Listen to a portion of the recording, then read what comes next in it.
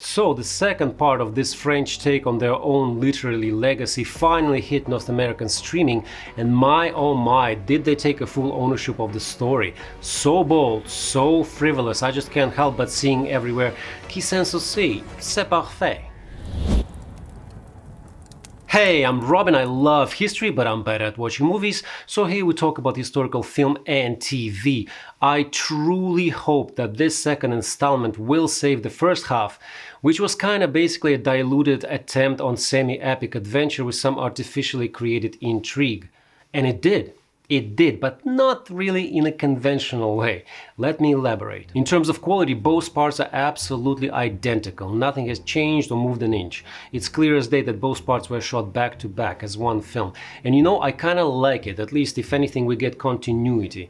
All the details I discussed already in D'Artagnan review, so please feel free to check it out if you haven't yet. What surprised me, however, is instead of tightening things up and leading up to one worthy climax, how more messy and even more diluted the story got. It's like the writers were trying to create this spectacular web with intriguing events, but eventually they panicked and just got entangled in their own design. Now, don't get me wrong, the film is not dragging. Things are happening. There's absolutely no time wasted to get everyone we need or we even might need to the main event, which is the Siege of La Rochelle.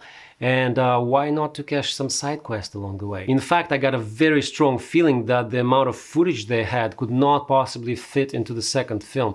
Some edits felt rushed and I was begging for more information to connect all the dots. Looks like production did notice that we need to care a tad more about our musketeers. No problem, very easy and quick fix.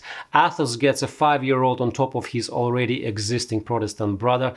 Aramis gets a sister with dating problems, and Porthos, well, the poor giant, or say non-giant, gets a few half-witted lines and an honorable mention of Aramis' sidekick. And while we're still all at La Rochelle, let's talk about the siege, shall we?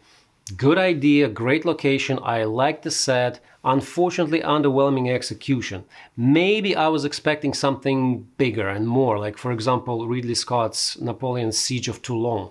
And all the elements were there, but I guess just not the budget. Any horses in that one? But you know what? Something great came out of it though. This was the moment when I realized I'm not watching a movie about musketeers, I'm watching a movie about pirates who just happen to have a paid gig on land and who prefer horses as a main mean of transportation. I mean, headbands? Really? Like why? To minimize the glow of the torches of your forehead? Did it work? But then it hit me. Qui s'en soucie? So I had abandoned the image of musketeer that life had engraved in my brain and relaxed and just was able to finally enjoy what I'm seeing on screen.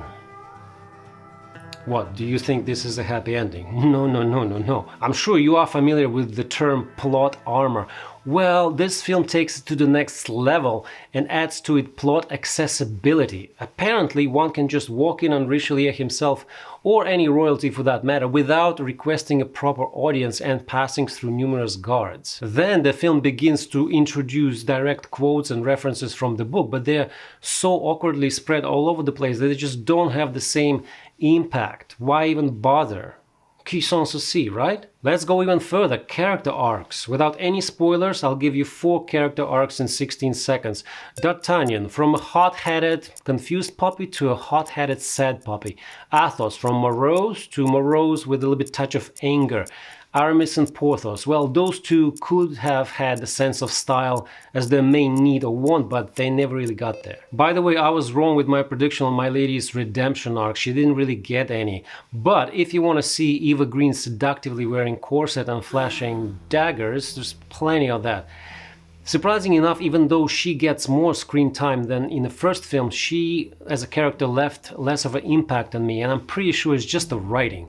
The writers, from kind of sympathetic antagonist with justifiable actions, wrote her into a kind of crazy corner and just left her there. Regardless of the title, My Lady, and Eva Green's efforts, the film still came off to me as D'Artagnan's story and his obsession with finding Constance. If he only knew that she's not the sharpest arrow in the quiver, I'm sure he wouldn't be so eager, and probably would have abandoned his quest altogether. But even that would not have affected the film that much. Why? Because we still have our Catholics versus Protestants plot with its own mini climax. who is behind assassination attempt on Louis XIII, the event that actually never happened during his reign. If anything, his father Henry IV was the target of at least 12 assassination attempts, one of them eventually succeeding. Quite a mess if you dig deep, right? So what do you do if you already saw the first film? I say be brave. Just abandon all your attachments to the book and keep repeating to yourself, c'est parfait. With all that said and done, the film actually becomes quite enjoyable visual candy with great cinematography, great locations, really pleasant color scheme, and very well done fight choreography. So it does indeed save the first half. Someone even wrote in my comments section under D'Artagnan film review that this is the best film adaptation of Three Musketeers yet. I'm really glad they enjoyed it, and I'm not gonna argue because art is subjective anyway, but this French duology is not making it in my top 3. Thank you so much for watching, and I'll see you in the next one.